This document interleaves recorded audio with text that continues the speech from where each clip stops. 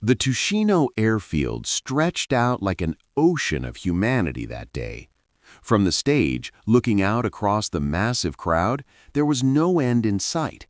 Just people, hundreds of thousands of them, stretching to the horizon in every direction. Aerial footage taken by helicopters hovering overhead captured something that seemed impossible.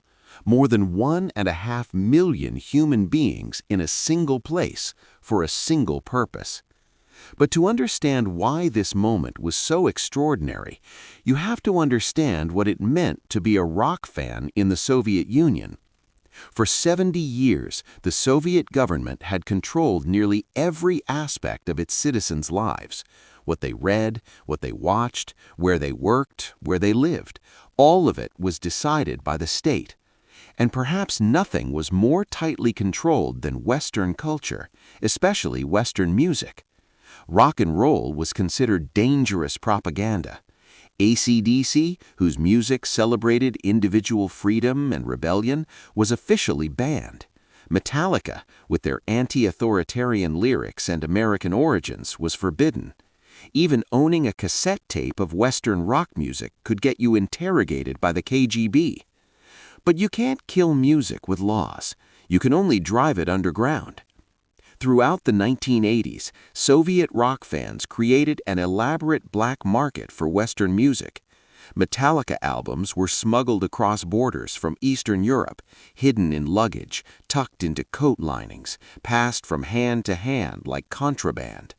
Once inside the Soviet Union, these precious albums were copied and recopied on cheap cassette tapes, the sound quality degrading with each generation, but the music, the raw power of it, somehow surviving. Young Russians gathered in secret to listen to these forbidden sounds. In cramped apartments, in basements, in any space where they wouldn't be overheard, they played Metallica's Master of Puppets and AC/DC's Highway to Hell at low volumes, sharing headphones, memorizing every word, even though many of them barely spoke English. These weren't just songs, they were proof that somewhere beyond the Iron Curtain, people lived differently. They were windows into a world of freedom that most Soviet citizens had never experienced and were told they never would. And then, in 1991, everything changed. Mikhail Gorbachev's policies of glasnost and perestroika, openness and restructuring, had been slowly loosening the Soviet Union's grip on its people. But change was happening faster than anyone anticipated. The Berlin Wall had fallen in 1989. Eastern European communist governments were collapsing, and inside the Soviet Union itself, there was a growing sense that the old system was dying. In August 1991, just 1 month before the Metallica concert, a group of hardline communist officials attempted a coup. They declared Gorbachev unfit to rule, sent tanks into Moscow's streets, and tried to seize control of the government. For 3 days, the world held its breath, wondering if the Soviet Union would spiral back into authoritarian control or continue its tentative march toward openness. The coup failed. Boris Yeltsin, standing on top of a tank, rallied the Russian people to resist. The military, instead of supporting the coup, stood down. The hardliners were arrested, and suddenly the Soviet Union's days were clearly numbered. In the aftermath of the failed coup, something remarkable happened. The people who resisted, students, young workers, ordinary Russians who had stood up to tanks, made demands.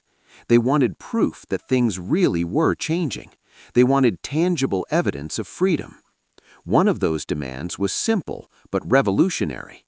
They wanted a rock concert, a real one, with real Western bands, out in the open, not hidden in basements or apartments. A concert that would prove that the old rules no longer applied. And somehow, impossibly, they got it. Time Warner, the American media conglomerate, saw an opportunity. They would sponsor a free concert in Moscow, part of the Monsters of Rock series that had been touring Europe. They would bring in some of the biggest bands in rock and metal, AC/DC, Metallica, Pantera, the Black Crowes. They would film it, document it, and show the world that Russia was changing. For many people involved, it seemed too good to be true. Even the bands themselves couldn't quite believe it was happening. Lars Ulrich, Metallica's drummer, later described the surreal feeling of being in Moscow at all. It was just a few years after Reagan, he said.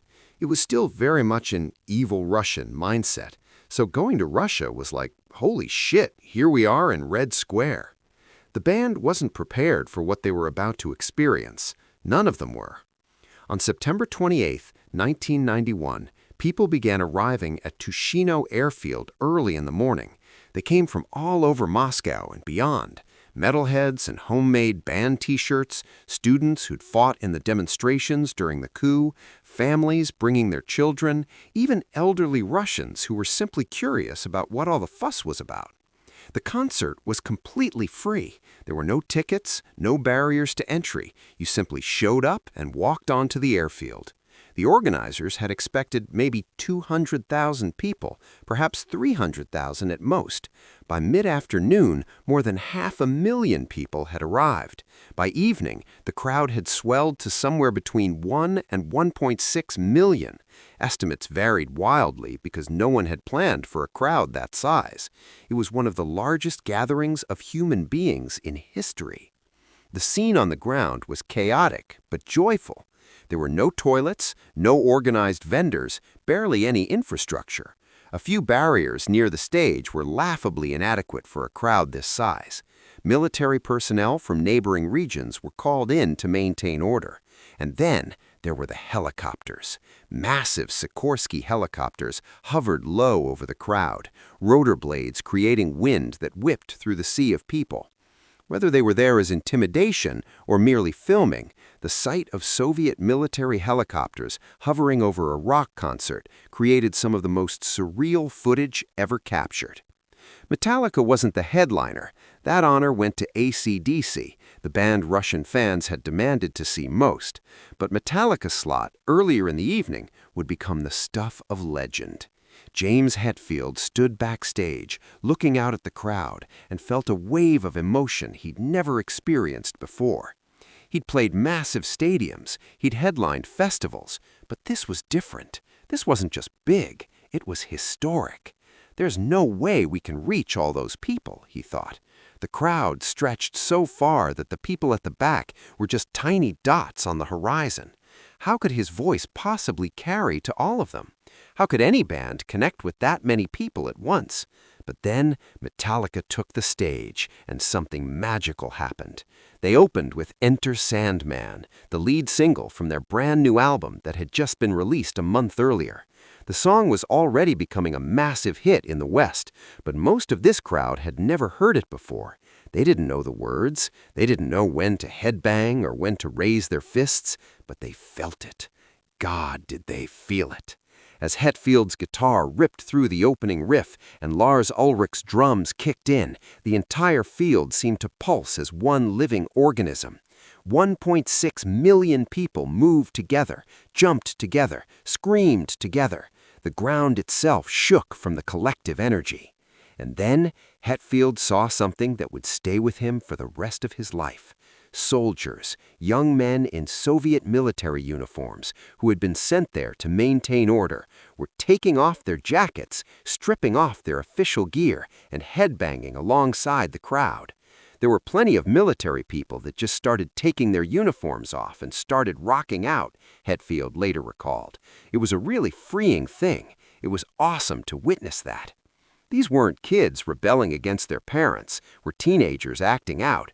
These were grown men who had served in the Soviet military, who had been trained to uphold the system, who had lived their entire lives under communist rule. And in that moment, listening to Metallica, they were letting go of all of it. They were choosing freedom over duty, music over orders, joy over control. Metallica played 10 songs that night: Enter Sandman, Creeping Death, Harvester of Sorrow, Fade to Black, Sad But True, Of Wolf and Man, The Unforgiven, For Whom the Bell Tolls, Whiplash, and ending with Battery. Each song was met with a roar that seemed to come from the earth itself. People who had spent their lives listening to forbidden music on scratchy cassette tapes were finally hearing it live, loud, real. The bass was so powerful you could feel it in your chest. The guitars were so clear they cut through the massive outdoor space like knives. And Hetfield's voice, that raw, aggressive, unapologetically American voice, sang words about freedom and rebellion and individual power. For the people in that crowd, many of whom had never experienced anything like this before, the concert wasn't just entertainment, it was transformation. A woman in the crowd, interviewed years later, described it as the moment I realized I was free to choose my own life. A man said, I stood there with tears running down my face because I finally understood what people meant by freedom. Another simply said, before that concert, I was Soviet. After it, I was Russian.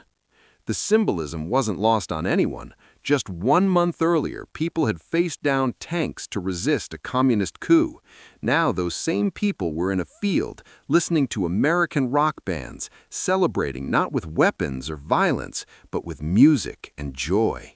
It was a revolution without blood, a statement of independence made not with speeches, but with power chords and drum solos.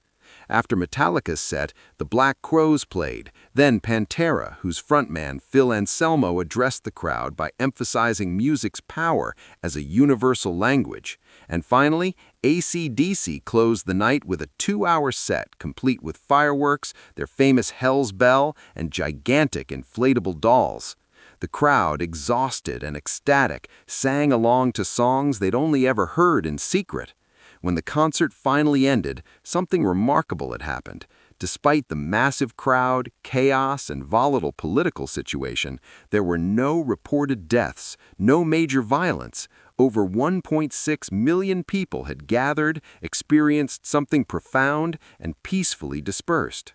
No one was killed, and about 500,000 people had what they may call fun, music critic Artemy Troitsky later wrote in Rolling Stone, his estimate being on the conservative side. The following months proved the concert's timing was prophetic. In December 1991, just 3 months after Monsters of Rock, the Soviet Union officially dissolved. The hammer and sickle came down for the last time, and 15 independent nations emerged from what had been one of the world's 2 superpowers. But for many who were there, the Soviet Union really died on September 28, 1991, in a field outside Moscow, when 1.6 million people chose music over authority, when soldiers threw off their uniforms to headbang, when a generation that had lived in chains finally experienced what it felt like to be free. The concert was captured on film and released in 1992 as For Those About to Rock, Monsters in Moscow. The footage is stunning. Aerial shots of the endless crowd, ecstatic fans, military helicopters hovering overhead, and the bands playing with an intensity that suggests they understood they were making history. The video of Metallica's performance has been viewed more than 26 million times on YouTube. People watch it not just as a concert video, but as a historical document, proof that music can be more than entertainment, that it can give people courage to imagine different futures. For Metallica, the Moscow concert became a defining moment in their career. James Hetfield has called it his favorite memory from all their tour days. Just being able to play in a place that was just fresh and hadn't heard anything like that before, really, and just watching people change as the music moved them, he said. It was a really freeing thing. Lars Ulrich described the footage as among the most surreal and extraordinary footage of Metallica ever. And indeed, watching it now, decades later, it's hard not to be moved by what it represents. The young fans in the crowd, many now in their 50s and 60s, carry memories of that day as a turning point in their lives. Some became musicians themselves, inspired by what they witnessed.